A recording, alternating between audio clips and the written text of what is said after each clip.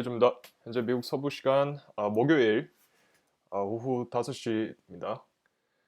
어, 오늘 좀 장이 힘들었잖아요. 그래서 여태껏 이렇게 쭉쭉쭉 잘 올라가다가 조금 이렇게 쉬어가는 장도 있는데 우리가 좀 본질적인 자산 가격을 끌어올리는 요인이 뭔가를 좀 한번 연구를 해볼 필요가 있다고 한번 말씀을 드려보는 좀 시간을 한번 가져보겠습니다. 그래서 자산 가격이 얼마나 올랐나를 보는데 저는 미국 기준으로 설명드리는 게 제가 꼭 뭐 미국에 살아서 그런 게 아니고 미국은 전 세계의 55.9%나 되는 총 미국 그 전 세계 주식시장의 그 마켓 캡 시총에 해당돼요.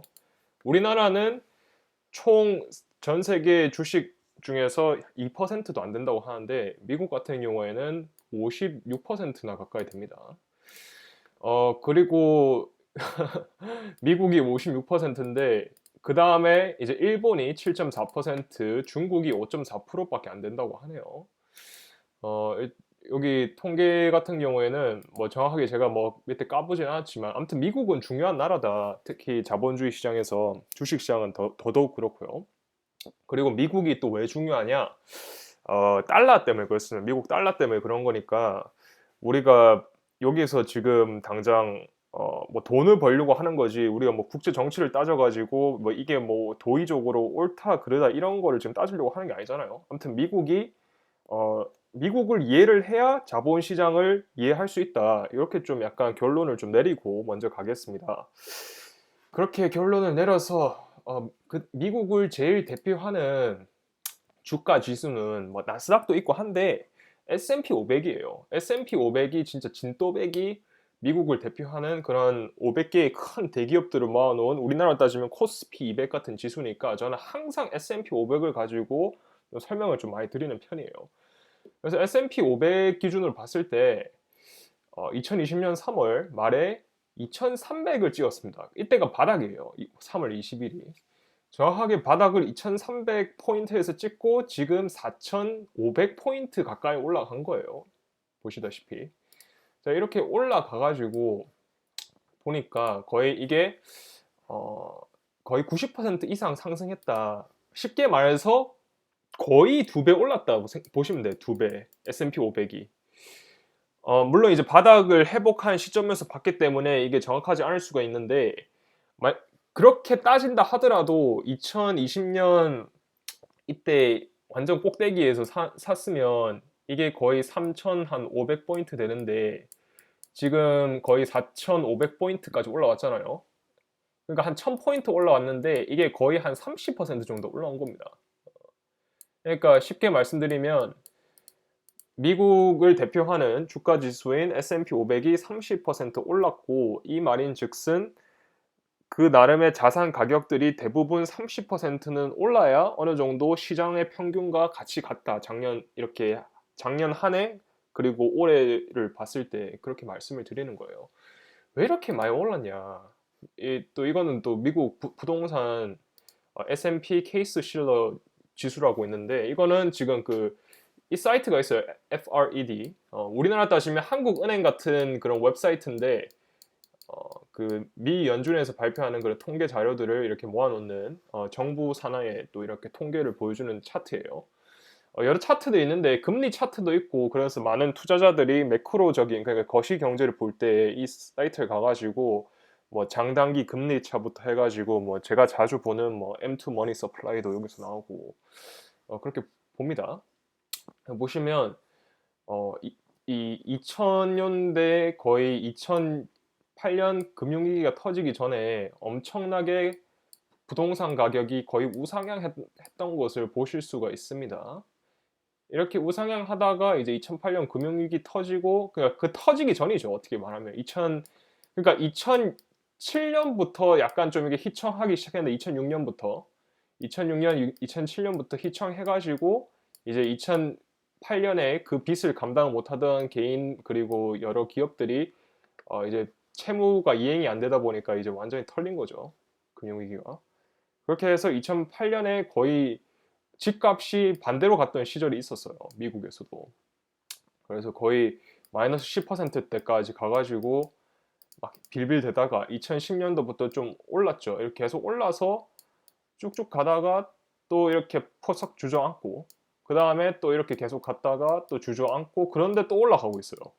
지금 거의 5% 이상으로 미국 주택은 올라가고 있고 제가 알기로는 이런 좀 비싼 동네 있잖아요. 뭐 이런 플로리다 같은 데도 이렇게 우리나라로 따지면 약간 부산 뭐 해운대 마린시티 이런 데처럼 막 이렇게 그 아니면 한강 아파트처럼 그런데 전망 좋고 그런 곳에서 그 엄청난 그런 주택 가격 상승이 있다고 20%인가 그렇게 저는 알고 있습니다. 그때 마켓와치 기사에서 본 것 같은데, 그러니까 제가 말씀드리고 싶은 요지는 뭐냐면 지금 미국 부동산도 그렇고 미국 주식도 그렇고 20에서 30%씩 올랐다. 자산이 다 싹 다 최근 1년 동안.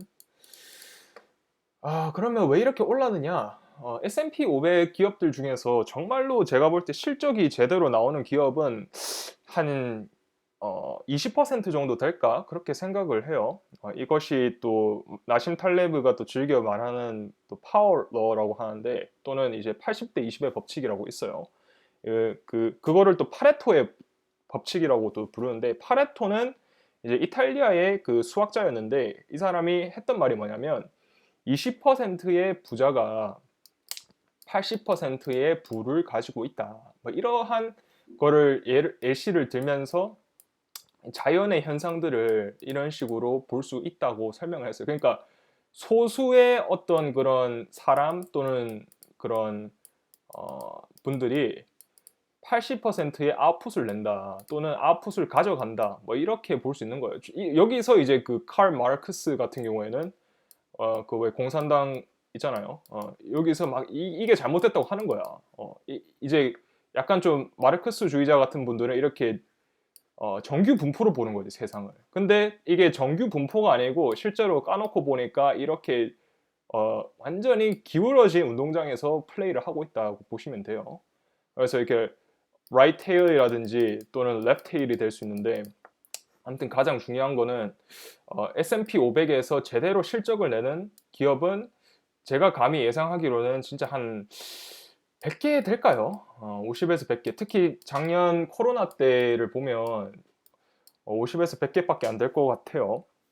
한 10%에서 20% 정도만 정말로 실적을 잘 냈고 그 외에 다른 기업들은 뭐 빌빌 기거나 뭐 아니면 너무 많이 빌빌 기었으면 퇴출되거나 해서 또 뭐 테슬라 같은 기업이 다시 들어오고 그랬겠죠.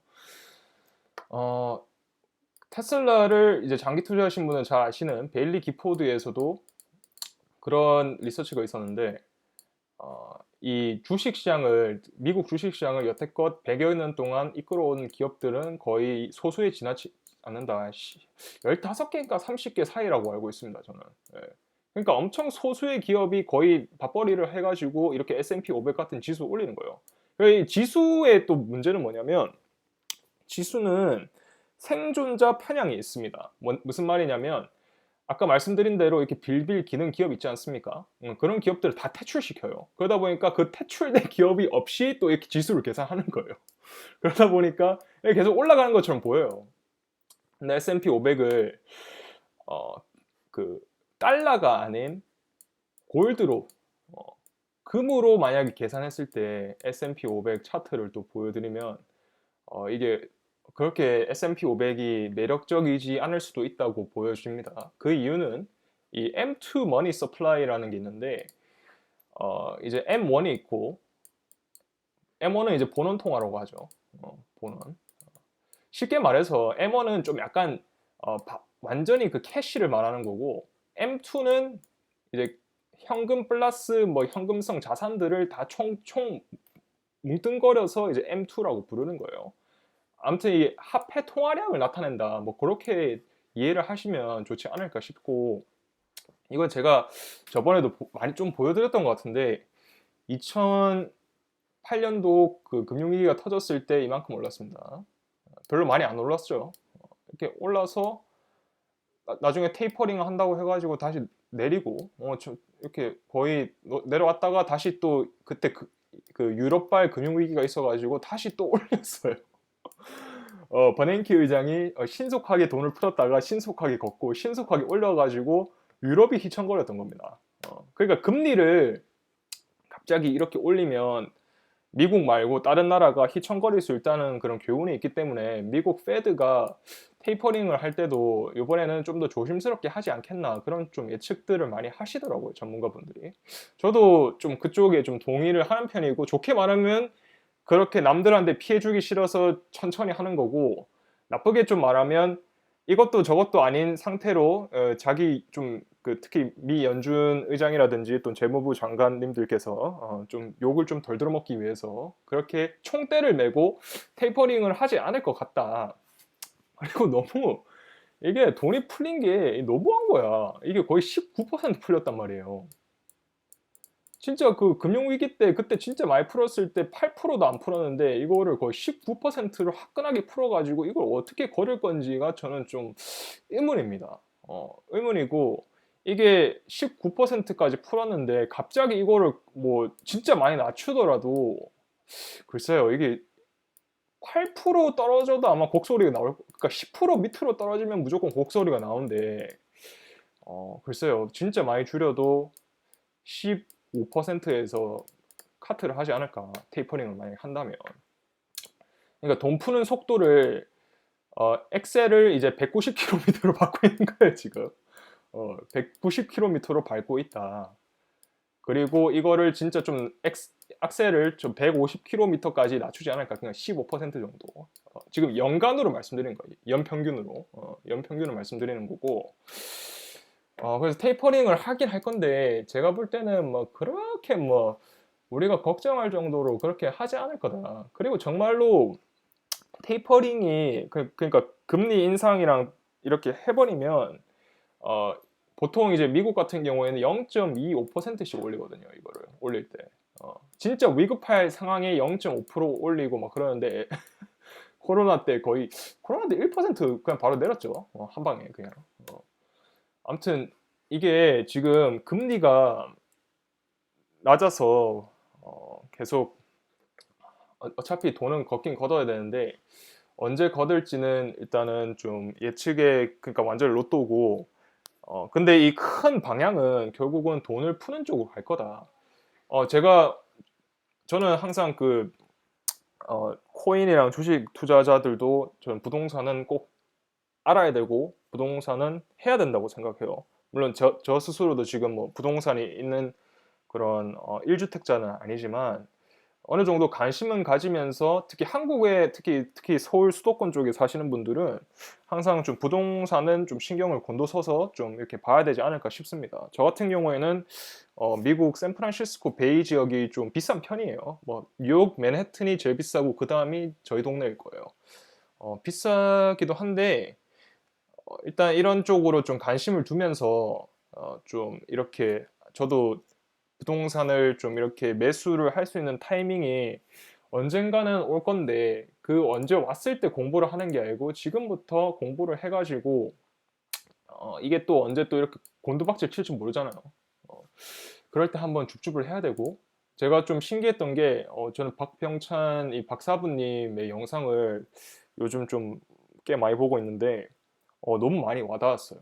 진짜 부동산 투자하시는 분들도 국제시장에, 그러니까 국제 금융시장이라든지 매크로적인 그런 거는 어느 정도 알아야 되고, 우리 주식이라든지 코인 투자하시는 분들도 물론 그거는 기본이고, 주식 투자하시는 분들은 항상 그거 보잖아요. 뭐 이렇게 국제 동향이 어떻게 되고 그런 건 보는데, 이 부동산도 유심히 좀 보다 보면 이게 좀 뭔가 이렇게 어 원리적으로 좀 비슷한 게 있다 보니까 '아, 이 사람들이 이런 식으로 돈을 벌구나.' 이런 게 좀 약간은 제가 좀 뭐 전문가는 아니지만 좀 보이더라고요, 그런 게. 그래서 이 박사부님, 박병찬 사장님인가요? 대표님께서 이렇게 또 2021년 부동산 대전망을 2020년 말에 하셨는데, 이 영상을 제가 오늘 봤어요. 오늘 보면서 진짜 투자를 뭐 부동산이든 주식이든 뭐든 오래 하신 분들은 역시 좀 그 감각이 있다는 거를 저는 좀 많이 느꼈습니다. 그래서 한번 이 영상도 제가 링크 달아 드릴 테니까 한번 보시면서 좀 투자를 같이 부동산도 한번 유심히 살펴보시면 어떨까 싶습니다. 그래서 일단 저는 테이퍼링을 하긴 할 건데 급격한 그런 테이퍼링은 없을 거라고 예측을 하고, 만약에 제가 또 틀릴 수도 있어요. 그리고 이 시장은 복잡계니까 예측이라는 게 좀 말이 안 되고 좀 대응을 해야 되는데, 테이퍼링, 그러니까 금리를 올린다고 해서 금리 인상이 문제가 아니고, 금리 인상보다는 금리를 어떤 속도로 올리느냐가 중요한 거거든요. 그러니까 금리를 급격하게 갑자기 올려서 시장에 풀려있던 돈을 회수를 하느냐. 근데 저는 그렇게는 못할 거라고 봐요. 이 박사부님도 그렇게 안 할 거라고 보고. 왜냐하면 이 사람들이 지금 아직도 코로나의 위기에 좀 어느 정도 그렇게 회복이 덜 된 상태에서 지금부터 초단을 치기는 좀 약간 시기가 이르다. 왜냐하면 예전에 그 보여줬던 그런 벤 버냉키 시절에 미국에서 그렇게 양적 완화를 처음 해봤는데, 해가지고 한 거의 뭐 한 1, 2년 만에 그냥 완전히 접었죠. 2, 3년 만에 접었죠. 접었는데 또 위기가 생겼어요. 2011년도에. 그래서 갑자기 밑장을 빼진 않을 거다.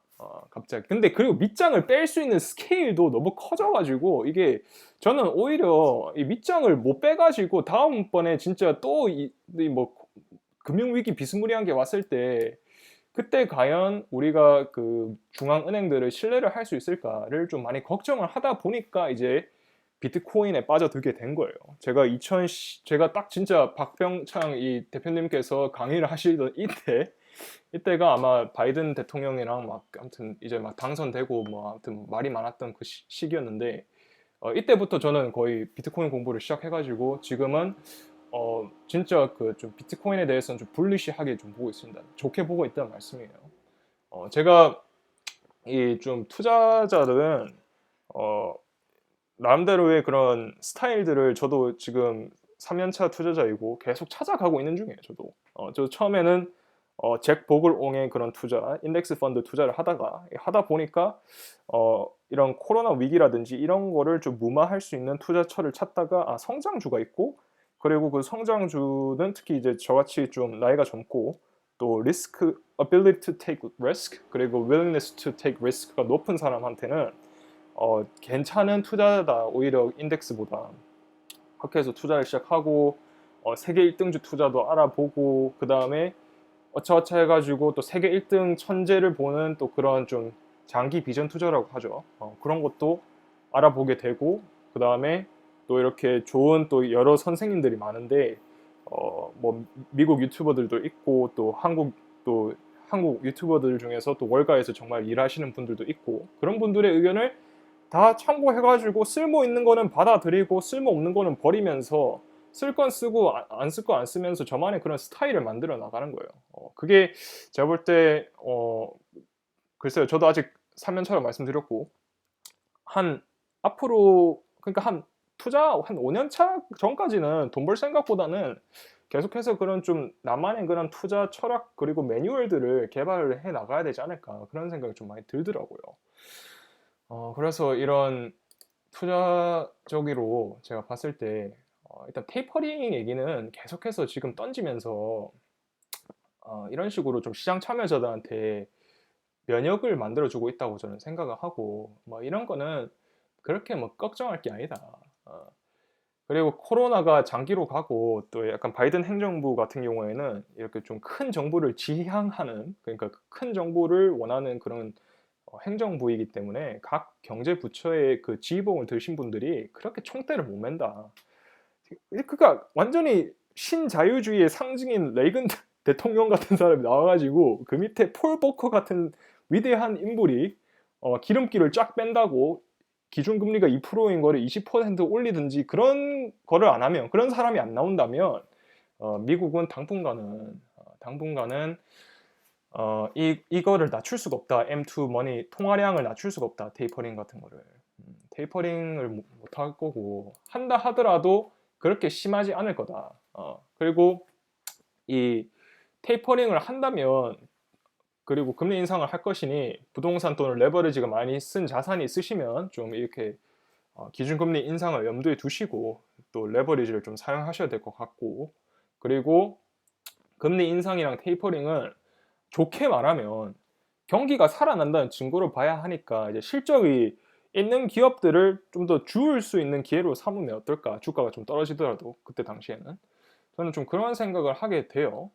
하게 되고 솔직히 말씀드려서 지금 이 돈을 많이 푸는 그러니까 완전히 인플레이션으로 가는 그런 정책은 계속 유지를 할 수밖에 없다. 미국으로 대표되는 그런 세계 정부들이 어쩔 수 없이 세계 각국의 정부들이 어쩔 수 없이 인플레를 유발하는 정책을 필 수밖에 없고 그렇게 피다 보면 결국은 인덱스 펀드라든지 또는 이런 다른 뭐 금이라든지 또 비트코인이라든지 이런 좀 자산들은 부동산도 그래요. 부동산은 근데 솔직히 말씀드려서 좀 약간 그 케바케일 수는 있죠.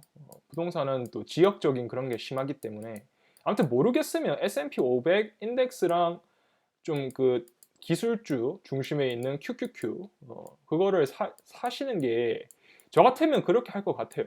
진짜 모르겠으면 인덱스 펀드가 최고입니다, 진짜.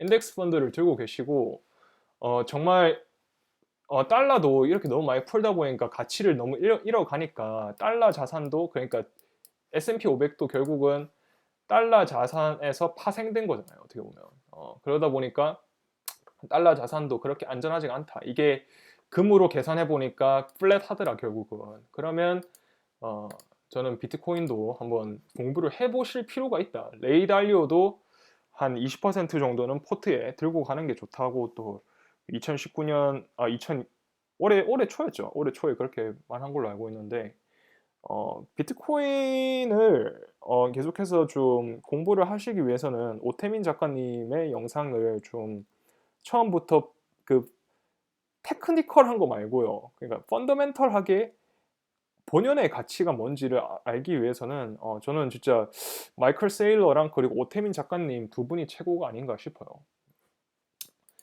마이클 세일러는 이제 미국 사람이다 보니까 영어가 좀 힘드신 분들은 또 신박한 신박사님 채널에 있으니까 거기 가셔서 한번 보시면 좋을 것 같고 또 이렇게 차트를 또 잠시 보자면 나스닥은 저는 나스닥이 마이너스 3%는 빠져야 그날 뭐 하락 진짜 대하락이 왔구나 이런 거지 지금 0.64% 진짜 아니죠.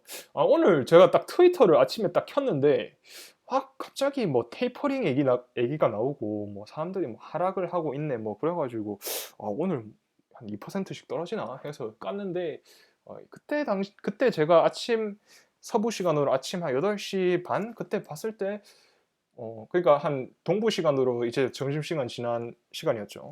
보니까 마이너스 1%대였던 것 같아요. 아무튼 뭐 그렇게 많이 그러니까 제가 볼 때는 그러니까 작년에 작년 그러니까 한 2018년도부터 저처럼 이렇게 약간 이렇게 아무튼 저는 좀 약간 특별한 특별한 시대 때 투자를 했다고 봐요. 2018년 12월 달에 그때 이제 그 트럼프 대통령일 때 무슨 일이 있었냐면 이제 그 파월 지금 연준 의장이 금리를 올렸어요. 올려가지고 뭐 아무튼 개판이었어요 주식시장이. 저는 그때 그것도 몰랐어요. 그냥 저는 그때 이제 딱 인턴십도 시작하고 돈도 좀 있고 하니까 이제 투자를 해봐야겠다 해가지고 이제 슬슬 막 책도 읽으면서 막 인덱스 펀드도 사고 막 그랬던 시절이었어요. 저는 그때 좋은 줄도 몰랐어. 샀는데 사고 나서 쭉쭉 오르더라고. 2019년에 진짜 가만히 있었는데 뭐 거의 한 30에서 한 35% 오른 것 같아요. 그때. 그래서 얼씨구나 좋다 해가지고 인덱스 펀드가 최고다. 그래서 무조건 인덱스다 해서 인덱스에 거의 몰빵이 아니고 아예 몰빵을 했거든요. 몰빵 투자를 하다가 이제 2020년도에 코로나를 이렇게 직격탄으로 맞고 그러니까 이렇게 마이너스 0.64% 떨어져 이런 거는 진짜 소위 말하면 진짜 애 장난이다. 진짜 거의 한 마이너스 한 2, 3%는 적어도 빠져줘야 이제 좀 그게 좀 있더라고요 저도. 이 뉴스 기사 여기 보니까 9월 달이 제일 안 좋대요. 작년에도 9월 달이 제가 9월 달이 기억이 남는 게 저는 그때 당시에 그 RSI라든지 이런 것도 몰랐어요.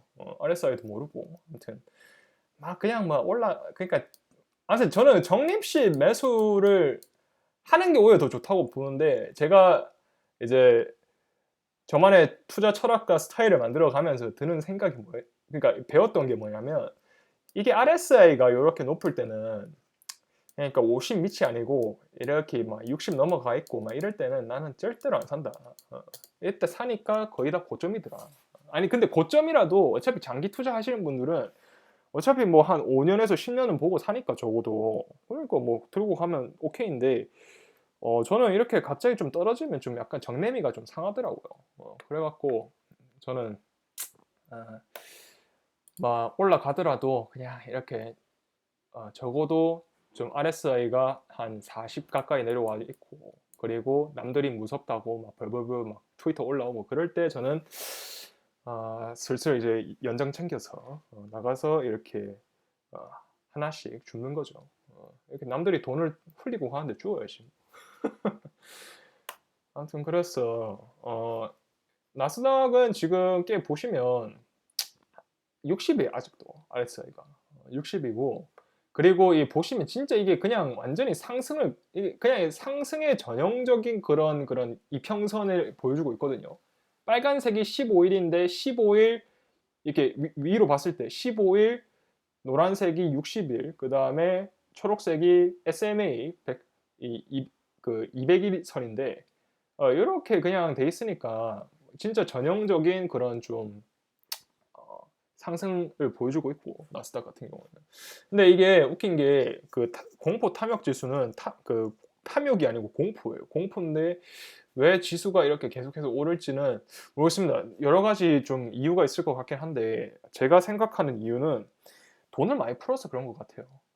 돈을 많이 풀었기 때문에 그 푼 돈이 아직도 걷어들이지 않았기 때문에 그게 아직도 계속 이렇게 주가를 상승시키는 요인이 된다. 그러니까 심리적으로 사람들이 지금 막 미친 듯이 주식이 뛰어들고 그러는 게 아니고, 작년처럼, 작년은 진짜 작년부터 주식 투자를 하신 분들은 이게 주식이 뭐 30% 오르고 그런 게 뭐 그냥 대수롭지 않을 수도 있다고 생각해요. 근데 저도 어 근데 그게 아니더라고요. 진짜 15% 수익 내는 것도 힘드니까 작년 한 해는 좀 약간 독특한 한 해였다. 작년에는 뭐 따벌이 뭐 계속 나오고 막 그랬으니까. 그걸 보고 이제 2020년 말 아니면 2021년 2월 이렇게 들어오신 분들은 아직도 고생을 하고 있을 수도 있죠. 특히 한국 시장에만 투자하시는 분들은. 아무튼 참 이 지금 지수적으로 이렇게 많이 올라와 있고, 그리고 보통 뭐 주식시장은 뭐 카더라를 통하면 9월달이 좀 힘들다 카더라. 9월달이 힘들다 카니까 좀 몸을 사릴 필요가 있다. 주식시장이 좀 힘들면 보통 또 이 비트코인도 힘들거든요. 왜 그러냐면 이제 사람들이 달러를, 그러니까 현금을 확보하기 위해서 다 갖다 파는 게야 그냥. 다 갖다 팔고, 또 저 뭐냐, 어, 아무튼 달러를 필요하니까 막 비트코인도 팔고 뭐 이더리움도 팔고 싹 다 팔다 보니까 막 동시에 막 나스닥 진짜 마이너스 한 3% 뜨고 막 이럴 때 이것도 거의 한 마이너스 한 4, 5%는 나오지 않을까요? 저는 비트코인을 기준으로 인덱스를 봐요. 모든 그 암호화폐의 그런 인덱스는 비트코인이 자고로 인덱스다. 왜냐하면 비트코인이 거의 지금은 모르겠습니다. 지금은 아닐 수도 있는데 거의 한 50% 이상의 시총을 차지하고, 비트코인이 올라야 알트코인도 오르고 그러거든요. 이게 똑같은 게 우리 그 한국 뭐 부동산도 그렇지 않습니까? A급이 올라야 B급이 오르고 그 다음에 C급이 오르고 그렇잖아요. 부동산도. 근데 이게 가격에 괴리가 생길 때가 있습니다. 예를 들어서 B급 안에 B뿔이 있고 B 마이너스가 있는데 B 마이너스가 먼저 치고 올라올 때가 있어요, 갑자기. 근데 그럴 때 B 마이너스를 사는 게 아니고 B 플러스를 사야 되잖아요. 왜냐하면 B 마이너스를 대비해서 B 플러스가 갭이 좀 있어야 되는데, 그 갭을 계속 이 B 마이너스가 치고 올라오면서 메꾸니까 B 플러스가 상대적으로 저평가되어 있구나. 이게 가격이 비싸고 싸고 이거를 어떻게 판단을 해야 되냐면 그러니까 비트코인도 그래요. 비트코인도 야, 어떻게 이걸 사냐. 이게 지금 거의 한국 돈으로 뭐예요? 한 5천만 원 하는데. 옛날 가격 생각하면 못 삽니다, 진짜. 옛날 한 1년 전만 해도 이게 500만 원, 뭐 600만 원 이랬던 게 거의 10배가 뛰어가지고 지금 5, 6천만 원 하는데. 이게 그거 이거를 심리적으로 그 앵커링 이펙트라고 하거든요. 단내림 효과.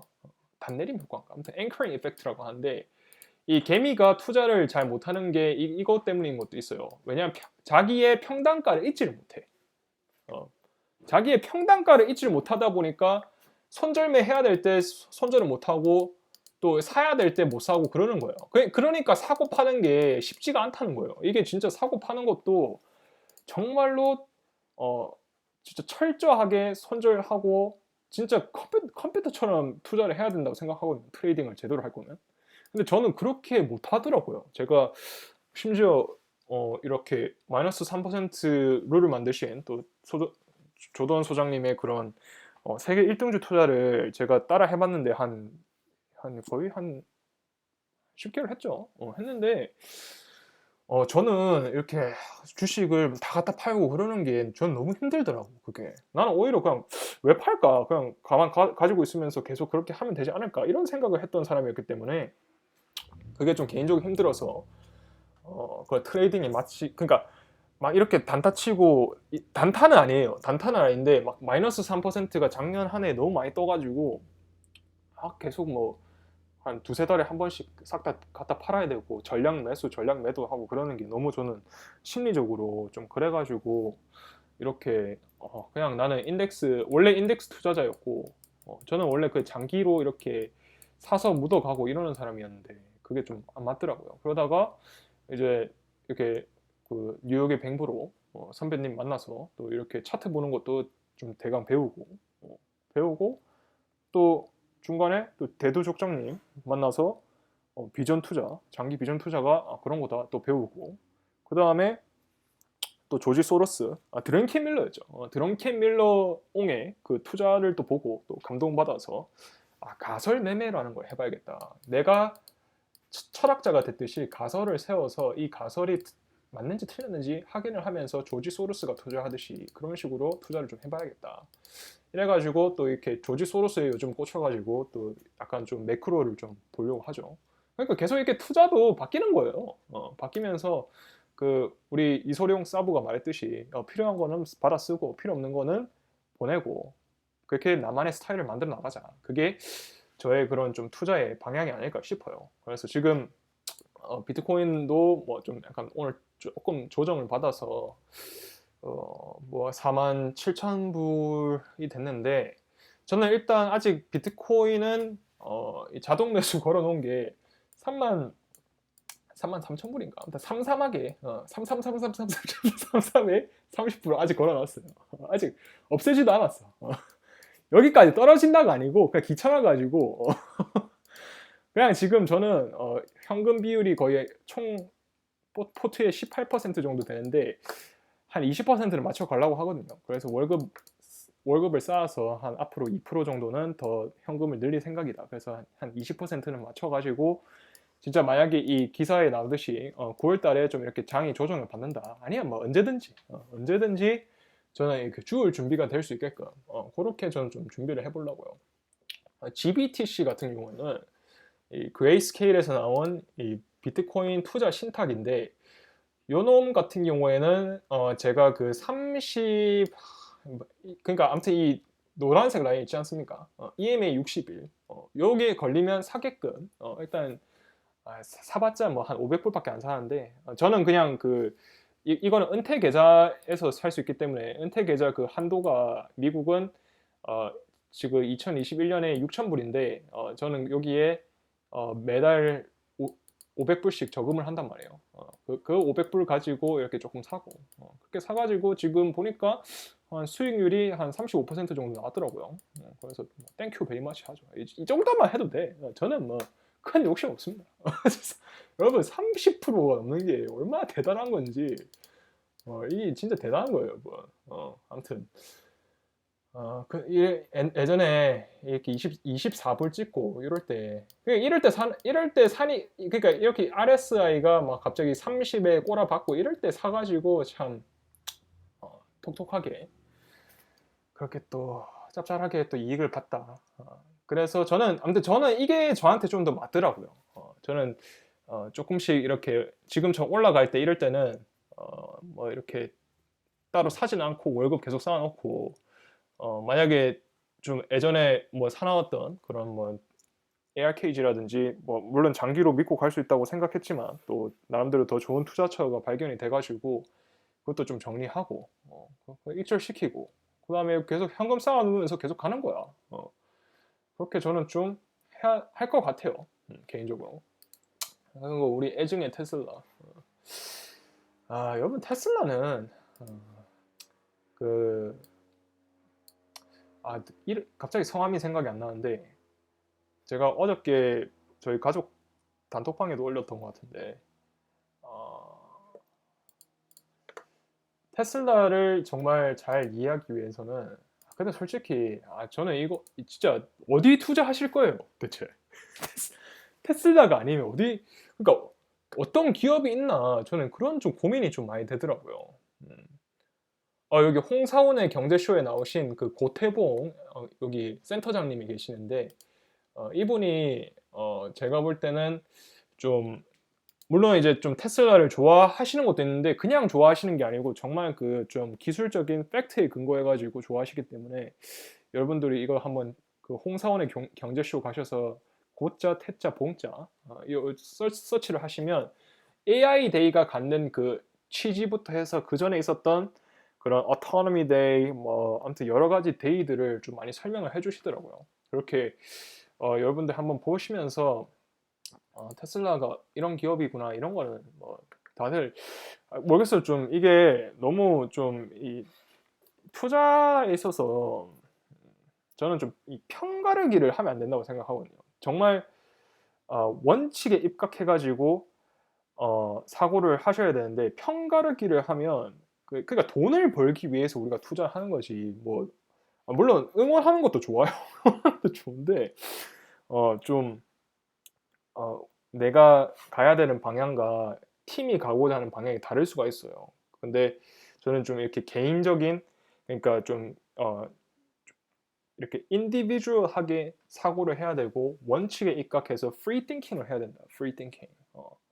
그래서 좀 이런 투자에 있어서 너무 막 테슬라를 안 좋아한다 가지고 너무 또 그러지도 마시고 또 너무 좋아한다 해가지고 또 그런 것도 좀 그렇고 또 너무 싫어하는 것도 약간 문제가 있어요.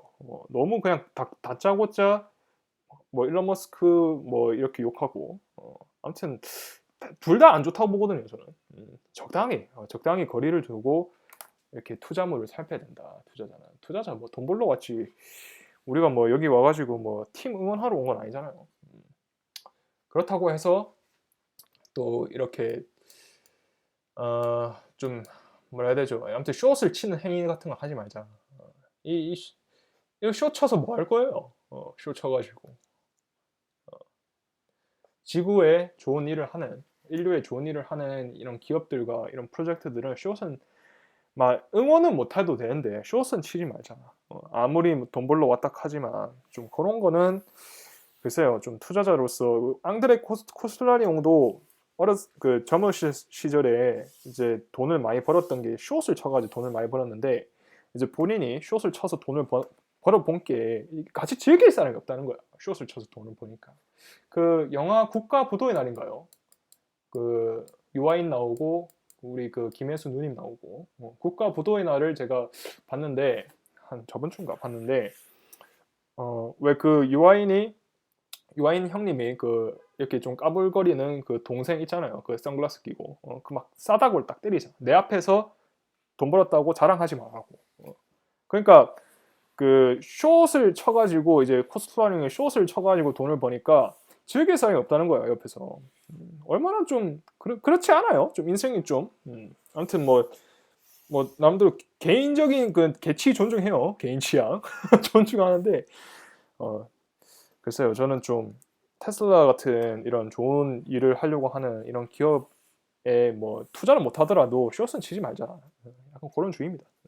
그렇다 해서 또 너무 또 뭐 글쎄요 아무튼 그렇습니다. 저는 좀 편가르지 말고 그냥 나만의 생각을 하자. 약간 그런 주의이기 때문에 그 다음에 아무튼 뭐 그렇게 또 결론을 또 드리자면 일단 여태껏 자산을 끌어올리는 그런 본질적인 요인을 한번 살펴보자. 그거는 결국은 풍부한 유동성과 저금리이다. 그리고 얼마나 올랐나. 그렇다면 미국을 대표하는 S&P 500 지수는 코로나 위기 때인 2023년 3월 바닥을 기준으로 봤을 때 거의 두 배 가까이 올랐다. 그리고 바닥을 회복한 2020년도 꼭대기에서 보더라도 거의 30% 정도 올랐다. 왜 그러느냐? 아까 말씀드린 풍부한 유동성과 그런 금리 저금리 때문에 그런 거예요. 그래서 S&P 어, 무엇을 보시든지 간에 미국이 전지전능한 신은 아니지만 그래도 55%나 되는 그런 총 자산 시장을 차지하는 그런 큰 나라이기 때문에 그 두 번째 나라인 일본이 7%고 그 세 번째 중국이 5%가 하잖아요. 예, 여기서. 뭐 이게 틀릴 수도 있으니까 틀렸다면 그 밑에 또 댓글 달아주시면 링크도 좀 같이 달아주시면 좋을 것 같아요. 출처를. 저도 배우는 거니까 같이. 그 다음에 아무튼 이렇게 돈이 많이 풀려 있어서 부동산도 오르고 뭐 아무튼 주식도 오르고 다 오르고 또 이 우리 박병찬 여기 대표님처럼 또 부동산 투자하시는 분들도 이렇게 설명 유동성 팽창 때문에 지금 한국 부동산도 오르고 아무튼 이런 우리나라의 국지적인 문제가 아니고 이거 글로벌한 문제다. 그리고 또 그 아까 국가 부도의 날 그 영화 설명하면서 듣는데 국가 부도의 날 영화의 그 문제점은 뭐였냐면 이거를 너무 국지적인 그런 클래스 간의 약간 좀 약간 그런 영화더라고요. 좀 약간 어, 좀 좌경화된 영화였어요. 제가 봤을 때는 정치적으로 봤을 때는 그렇게 프레임을 씌우는 게 솔직히 말해서 스토리가 더 재밌거든. 그렇긴 한데 이 IMF도 그렇고 IMF 국제 그 금융 위기 같은 것도 국지적으로 그냥 우리나라만 보는 게 아니라 크게 봐야 돼. 크게 이게 왜 그렇게 됐는지 그렇게 크게 봐야 되고 이런 우리나라 부동산이 올라가는 것도 물론 부동산을 로컬리하게 움직이긴 하는데 결국은 큰 그림을 보면서 숲을 보면서 이렇게 나무를 살펴야 되는데 계속 나무만 살피면 어떻게 되는지 잘 모르니까 아무튼 매크로하게 좀 봐야 된다. 저는 좀 그렇게 생각을 좀 해보고요. 테이퍼링 같은 경우에는 하긴 할 건데 뭐 그렇게 한다 한들 뭐 그렇게 뭐 바쁘게 하지 못할 거다. 속도전으로 그렇게 하지 못할 거고 아무튼 지금 모든 자산 가격, 특히 이제 S&P 500이라든지 미국 주식 시장은 계속해서 올라갈 거니까 투자를 계속해서 하는 게 좋다. 일단 시장에서 발을 빼면 안 되고 만약에 현금을 지금 이렇게 올라가고 이럴 때는 글쎄요 한 20% 정도는 들고 있는 게 좋지 않을까. 그래서 저도 지금 한 18% 정도 되는데 계속 월급 들어오고 그러면 쌓아놓고 계속 기다릴 생각입니다. 그러다가 뭐 글쎄요 뭐 9월 달에 시장이 뭐 역사적으로 봤을 때 뭐 좋지 않다고 하니까 작년 9월 달도 힘들었거든요. 그래서 뭐 언제 힘들어질지 모르겠지만 또 언젠간 또 그게 오거든요. 그럴 때 또 대비를 해놓자. 약간 그런 취지로 또 말씀을 좀 드려봤고 우리가 이렇게 평생 투자를 하는 건데 이 평생 투자를 평생 운동이랑 비슷하거든요. 그래서 무리해서 하지 마시고 천천히 같이 이렇게 어떤 새로운 신문물에 대해서 공부를 해보고 편 가르지 말고 진짜 원칙적으로 보는 거예요. 완전 바텀업하게 보면서 이게 투자물로서 좋은 건지 안 좋은 건지 그런 식으로 보시면서 한번 평생 투자의 길을 차근차근 걸어가는 게 좋지 않을까. 그래서 저도 지금 앞으로 한 2, 3년은 더 좀 더 제 투자 철학이랑 그런 걸 또 쌓아가는 또 그런 모습을 계속 유튜브에 좀 담아 보려고 합니다. 저도 나중에 나이 들어서 또 제 젊은 시절에 그런 생각한 투자의 방향이라든지 그런 것도 보다 보면 또 그때 가서 또 뭐 저도 배우는 게 있겠죠. 그러니까 오래 이제 건강하게 사는 게 중요하듯이 또 오래 건강하게 또 살아남는 게 또 시장에서 중요한 게 아닌가 또 그렇게 생각이 좀 드네요. 오늘 또 영상이 또 많이 길어졌는데 또 이렇게 또 마무리 짓겠습니다. 감사합니다.